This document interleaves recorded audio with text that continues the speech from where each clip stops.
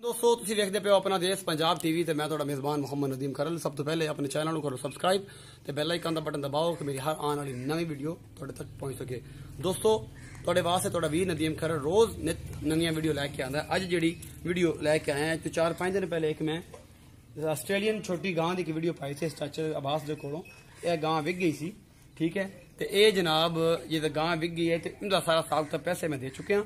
ये चाचा जी ने पूछ लेना है कि ये जनाब मेरे एक बड़े सब्सक्राइबर बड़े पुराने डेनमार्क तो ने चौधरी गुलस्तान खान जनाब तहसील गुजर खान ते पिंड का कोई आले दुआले नाम भी है उतों ते जिला रावलपिंडी तो जनाब है ने चौधरी गुलस्तान खान साहब ये ने रावलपिंडी तो गुजर खान दे ते अल्लाह ताला इन्हां दी नसीबां च करिया। गां सारी कोई नजर मार दो जनाब, ए गां एक नजर मार दे। थण छड़ मैं सारे चेक कर लेने।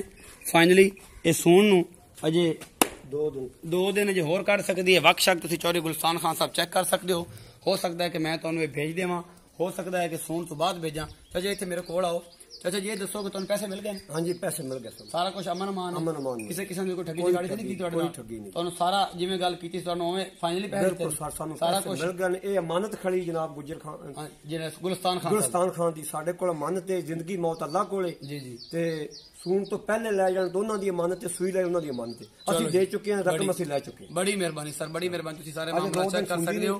बहरहाल तुसीं कोशिश करो पहुंचा दो। अपना बहुत सारा ख्याल रखिया जी। मिलते हैं अगली वीडियो में। अल्लाह निगहबान।